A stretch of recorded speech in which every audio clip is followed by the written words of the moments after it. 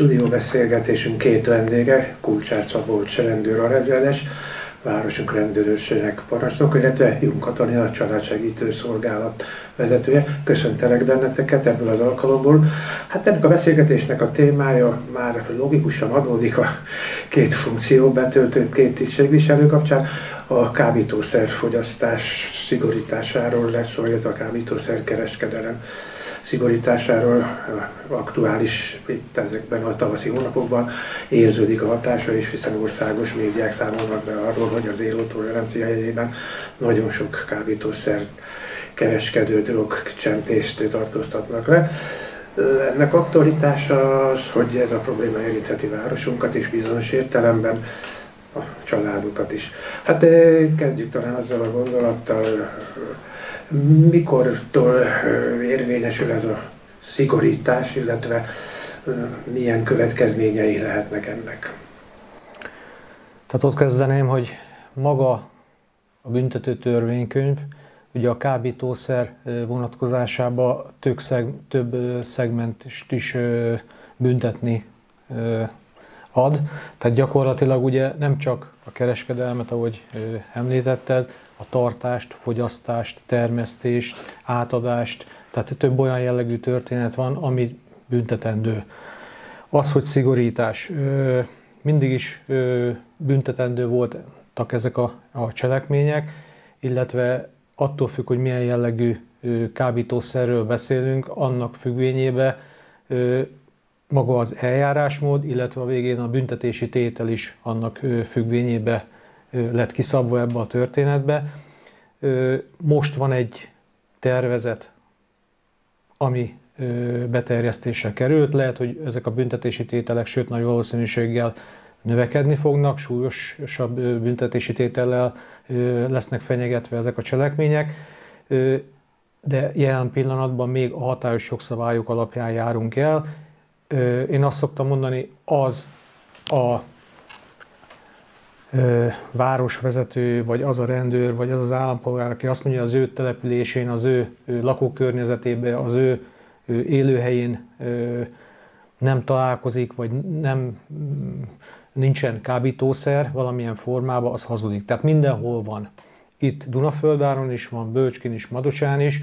Az, hogy ez milyen mértékű, milyen formátumú, milyen mennyiségű kábítószer, az már más kérdés. Ennek arányában maga a rendőrség, így mi is ebbe a szegmensbe eddig is eljártunk, ezután is el fogunk járni.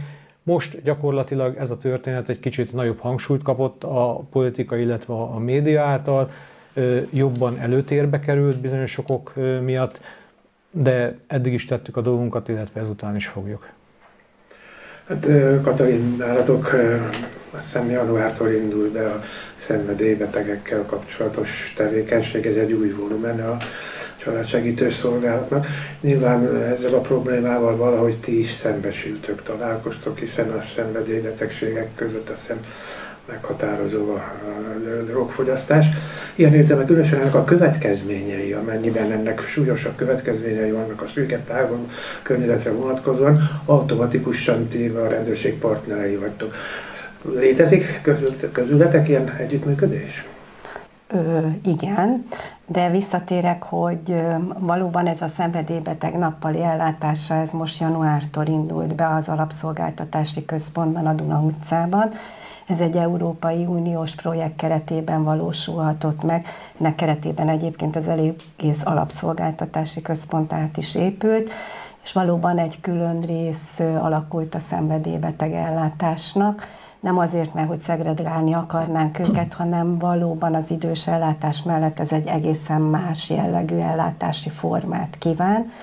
Tehát, hogy azért lett kialakítva egy külön rész, mert hogy valóban az ő specialitásoknak megfelelő kezelést tudjuk biztosítani. És valóban ez a szenvedélybetegek nappali ellátása, hogy egyáltalán szóba került, ez már évek óta Dunaföldváron, így az Alapszolgáltatási Központ és így a gyerekjólét kapcsán is megfogalmazódott bennünk, hogy milyen nagy igény van ez a városban, mert hogy találkozunk mi is, igaz, kábítószeres fiatalokkal kevésbé, de hogy szenvedélybeteg szülőkkel viszont igen, mert hogy a szenvedélybetegség nem csak a kábítószert jelenti, hanem nagyon sok függőséget emellett, ami talán emellett is hangsúlyosabb szerintünk az az alkoholfogyasztás és a gyógyszerfogyasztás, csak most az annyira nincsen kiemelve, hanem csak a drogfogyasztás, vagyis a kábítószerfogyasztás. És azt is nagyon fontos hangsúlyozni, hogy valóban ez nem csak a büntető eljárás, vagy a kriminalisztikát érinti, hanem ez az egészségügyi, szociális ellátást és a családokat is nagy mértékben meghatározza, hogy ha van egy függő a családban. Hát nem véletlenül ültök egymás mellett, hiszen a kérdésem vége felé elhangzott az, hogy milyen az a szituáció, hol jön be az a probléma, amikor a rendőrségnek, illetve a családsegítő szolgálatnak le kell ülni, megbeszélni. Nyilván ez nem feltétlenül bűnesetet jelent, de a gyanú, illetve a veszélyeztetés azt jelenti, hogy valahol illik a rendőrségnek jelezni, illetve fordítva is. Tehát gyakorlatilag azt lehet mondani, hogy a partneri kapcsolat eddig is megvolt, attól függetlenül is, hogy jogszabályi kötelezettség van ebbe a történetbe, de egyébként is ugye az érdekek, illetve a lakókörnyezet is ezt kéri, illetve ezt kívánja meg. Mint az előbb említése került, maga az, hogy szenvedély, betegség, vagy szenvedély ellátás, itt most nagyon rámetünk erre a kábítószerre, itt az alkohol, az egyéb függőségek is beletartoznak ebbe a dologba, és hogy kinek milyen a szerepe ebbe a történetben, van egy úgynevezett jelzőrendszeres háló, amiben jogszabályilag és egyébként is nekünk kötelezettségünk van abba a tekintetben, hogy egymást értesítsük a tagokkal, illetve a probléma vagy valamilyen prücök merülne föl, akkor pedig ki tudjuk húzni, vagy ki tudjuk egészíteni egymás ellátását. Most én a rendőrségi oldalt emelném egy picit ki ebbe a történetbe, alkohol. Ugye az alkoholhoz nagyon sok minden hozzákapcsolódhat, csak egy pár szegmens. Hogyha valaki alkoholt fogyaszt olyan mértékben, családon belül erőszak, lehet egy testi sértés, az lehet könnyű testi sértés, lehet súlyos testi sértés, lehet egy garázda motiváltság, lehet, hogy olyan szintre eljut ez a történet, hogy már pénzre van szüksége, innentől bejönnek a vagyon elleni bűncselekmények, kisebb lopások, betöréses lopások, az, hogy a saját dolgait tudja finanszírozni. Ugyanez a történet lehet mondjuk egy kábítószer vonulán is. És itt belép ez a háló ebbe a történetbe, hogy igazából ők megelőzvén, vagy esetlegesen utánkövetőként tudják ezt a dolgot tompítani, vagy úgymond egy mederbe terelni az embernek az életét, vagy az életmódját. Mi a rendőrség vonalán kicsit utánkövetők vagyunk ebbe a történetbe, tehát gyakorlatilag, ha jön egy bejelentés mondjuk egy családon belüli tettlegességről, testi sértésről, vagy garázdaságról, vagy akármi, ugye a kollégák kimennek, onnantól kezdve, hogy olyat tapasztalnak, ami szabálysértés vagy bűncselekmény, akkor automatikusan megindul az az eljárás. Vannak olyanok, ami magánindítványra van, ami közvádra üldözendő, de megindul az a büntető eljárás, aminek ilyenkor meg kell, hogy induljon. Ezzel párhuzamosan lépnek be ők a képbe, akik a másik oldalon pedig teszik a dolgokat. Katalin, néhány hónapja működik ez a szolgálat, mik a tapasztalatait? Én csak annyit szeretnék Szabolcshoz hozzátenni, hogy valóban, tehát hogy az, hogy büntető eljárás folyik valaki ellen, az még nem jelenti azt, hogy utána nem fogja tovább folytatni, mert hogy leszokni azzal, hogy akár börtönbüntetést, vagy bármi elterelést, vagy bármiben részt vesz, az még nem elegendő, mert hogy azért főleg, hogyha valaki rendszeres fogyasztó, tehát nem alkalmi fogyasztó, mert hogy azt gondolom, hogy a nagy része, akikkel találkoznak Szabolcsék is, azok az alkalmi fogyasztók, akik egy buli kapcsán, vagy születésnapozás, vagy diszkó, vagy stb. Kapcsán fogyasztanak, ugye füvet szoktak ilyenkor leginkább fogyasztani, tehát hogy azoknál főleg, akik rendszeres fogyasztók, és akiknél tényleg fölismerül a kriminalitás lehetősége is,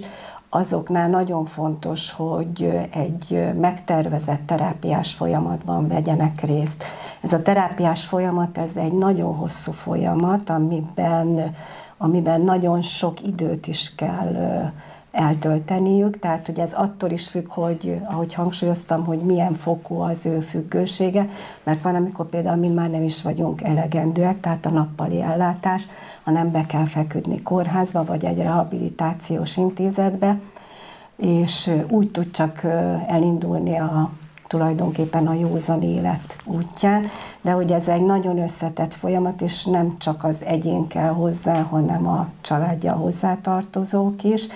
És még amit nagyon fontos hangsúlyoznom, amit mondott Szabolcs is, az utánkövetés, de hogy nálunk is van utánkövetés, mert hogy nekik az életük végéig ezzel dolgozniuk kell. Például egy alkoholista is élete végéig, vagy legalábbis nagyon-nagyon hosszú ideig, de akár a kábítószerfogyasztó is csoportos terápiákba kell járniuk ahhoz, hogy a visszaesést, mert hogy az is törvényszerű egyébként, hogy vannak visszaesések, hogy ezeket tulajdonképpen meg tudják óvni, és fölépüljenek tulajdonképpen ebből a betegségből.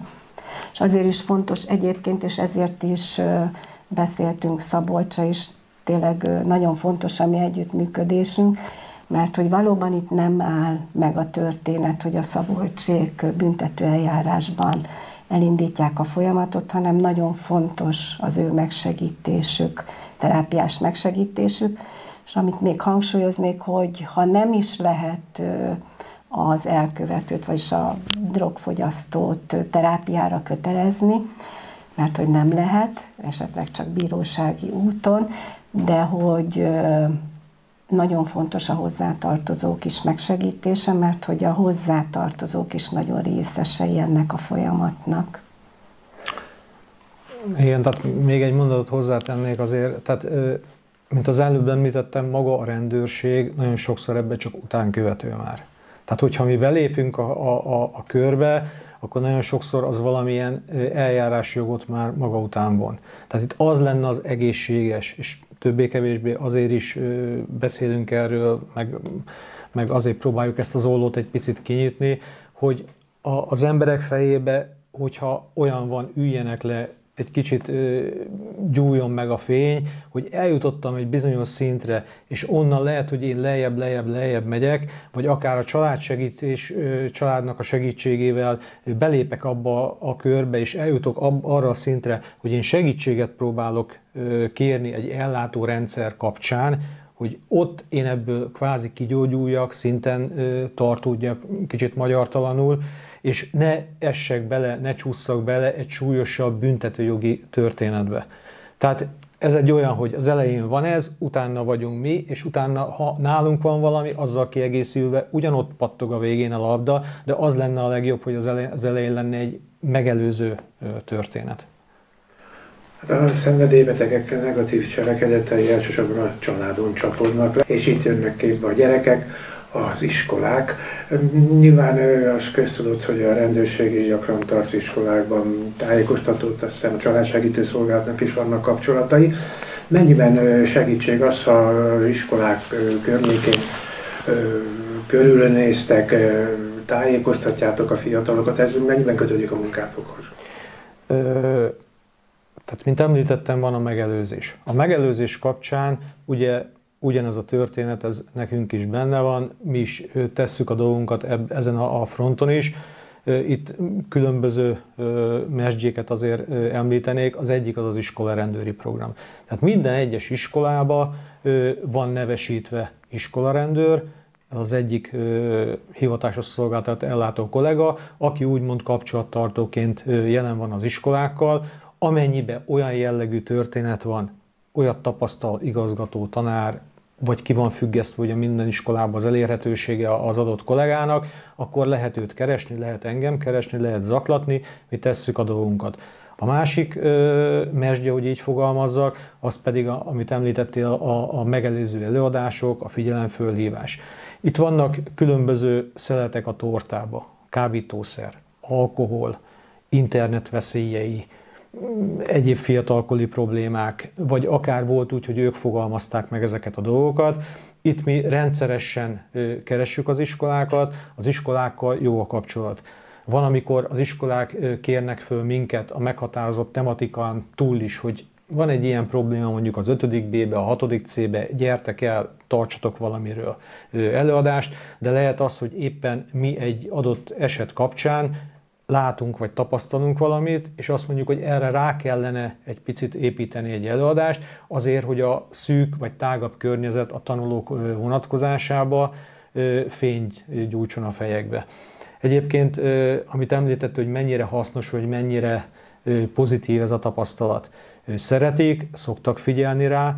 Az, hogy hol, mennyire ragadnak meg ezek a dolgok, ez nagyon változó. Én azt szoktam mondani, hogy ha van egy 30 fős osztály, és a 30 fős osztályból mondjuk egy internet veszélye, hogy kicsit a kábítószertől, az alkoholtól elhaladjunk, azt mondom, hogy fénygyúl, és óvatosabban nyúl ebbe a történetbe bele, akkor már eredményt értünk el. Egyébként az itt élők, a városlakók, vagy a szűk környezetben lévők látják, tapasztalják, hogy nem csak ott, hanem nagyon sokszor városi rendezvényeken is próbáljuk megszólítani az itt lakókat, vagy próbálunk belemenni abba a vérvonalba, hogy kicsit hasznosabbá tegyük téren is magunkat.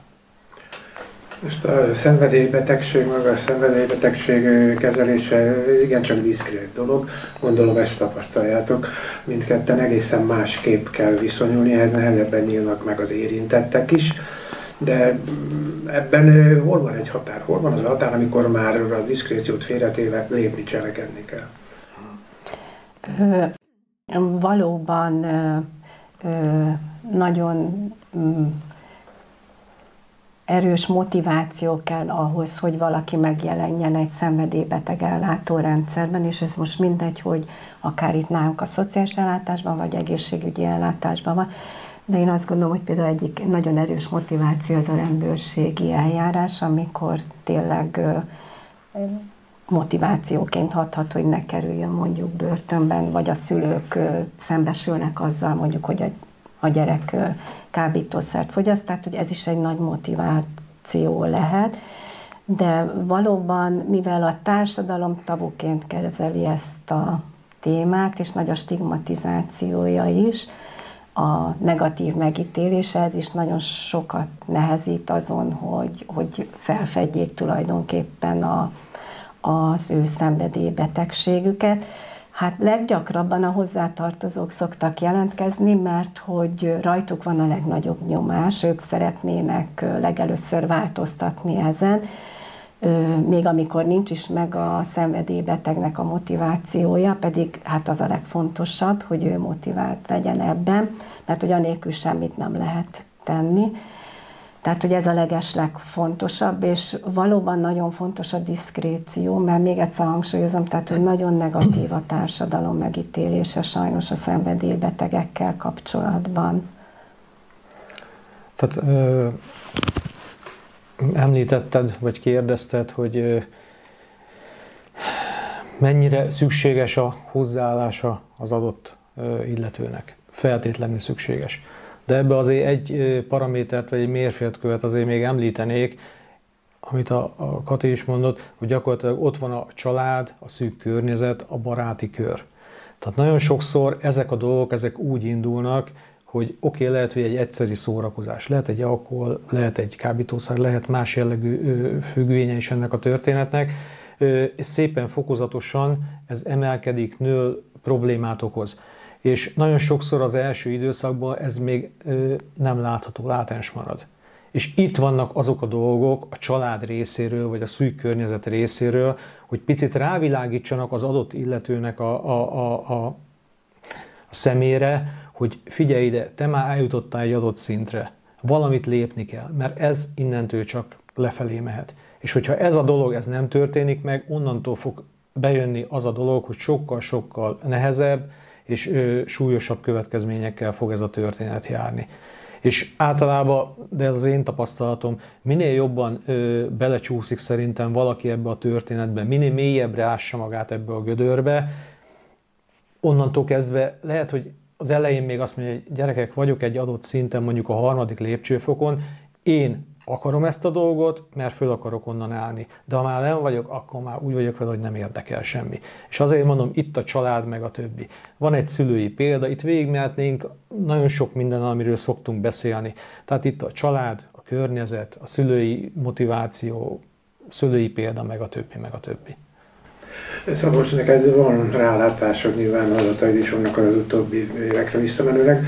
A drogfogyasztásból, alkohol hatására elkövetett szabálysértések, bűncselekmények aránya az utóbbi években hogy alakult városunk környékén? Mennyire vagyunk fertőzöttek ilyen téren az ország többi régiójához viszonyítva? Hát azt mondom, hogy van olyan bűncselekmény, aminek a kiváltó oka közvetve vagy közvetlenül kapcsolódik alkoholizmushoz, kábítószerhez. Tehát mit értek ez alatt? Pénzt kell szerezni. Ellopom a telefonodat, betörök, ellopom a kerékpárodat, eladom, orgazda megveszi, azt meg mire költöm? Kábítószerre, alkoholra. Itt is van ilyen dolog. De azt mondom, ha a nagy dolgokat nézem, akkor mi még azért aránylag a béke szigete vagyunk, jó helyen vagyunk. De ahogy az legelején is említettem, nem szabad örülni és hátradőlni és a mellkasomat verni, hogy gyerekek, nálunk ez van. Ez bármikor fordulhat, illetve azt szoktam mondani, vagy mikor beszélgetünk, ha egy ember is van ilyen, akit esetleg sikerül, már az is jó, hogyha sikerül jó irányba állítani vagy terelni. Tehát még egyszer mondom, itt nem annyira jellemző, de van. Hát ennek a beszélgetésnek elsőlegesen az a célja, hogy az embereket tájékoztassuk, hogy létező problémáról van szó, kell segítséget kérni, a segítségkérés módjai, ezek esetleg hogy léphetnek életbe, Katalin? Valóban én is így Szabolcshoz csatlakozva azt szeretném még hozzátenni, hogy valóban a hozzátartozók nagyon fontosak ebben a történetben. Tehát, hogy nagyon sokszor a család is fenntartja ezt a folyamatot, amiben benne van a szenvedélybetegség. Másrészt pedig, amit mondott Szabolcs is, hogy nagyon fontos motiváló erő is lehet a család. Tehát, hogy a szenvedélybetegek nappali ellátása nem csak a szenvedélybetegeknek szól, hanem a hozzátartozóinak is. Tehát, hogy nem feltétlenül a szenvedélybetegnek kell megkeresni bennünket, hanem első körben jöhet a hozzátartozó is, hogy neki is tudunk segíteni, és tudunk abban is segíteni, hogy az akár motiválatlan szenvedélybeteget is elindítsunk a motiváció felé. Azt azért fontos hangsúlyozni, hogy nem 100%-os a mi munkánknak a sikere, de amit mondott Szabolcs is, hogy valóban, hogyha tudunk segíteni 100-ból egy párnak, már akkor is én azt gondolom, hogy hatékony a munkánk, de mindenféleképpen abban igen, hogy bekerülnek egy rendszerben, amiből egyrészt, hogyha nem is mennek végig a terápiás lépcsők, de lesz hova visszatérni. Ha most nem is motiválsz, de később azzá válik, akkor tud hova fordulni. Tehát, hogy én nagyon bíztatok mindenkit, akinél szenvedélybeteg van a családban, vagy magát a szenvedélybeteget is, hogy keressen föl bennünket. Ugye most ez a Duna utca 13-ban van, az alapszolgáltatási központban, hogy jöjjenek, ha akár még most nincs is meg a motiváció, de hogy egy feltérképezésre akkor is nagyon sok szeretettel várjuk őket, és hogy nagyon fontos részünkre is, amiről beszéltünk, a bizalom, meg hogy a diszkréció, tehát hogy ez a munkánk alapja is egyébként, és hogy a stáb fölállt erre az ellátásra, mert hogy van az intézménynek pszichológusa, ami a terápiás ellátás egyik lépcsőfoka, van családterápia, megbízásos szerződésünk van egy addiktológus orvossal, tehát hogy a stáb készen áll arra, hogy hatékonyan és megfelelően tudjuk kezelni. Van kapcsolatunk rehabilitációs intézményekkel, kórházakkal is, amikor ugye említettem, hogy mi már nem vagyunk elegek, akkor ővelük is fel tudjuk venni a kapcsolatot, és a betegutat tulajdonképpen fel tudjuk építeni.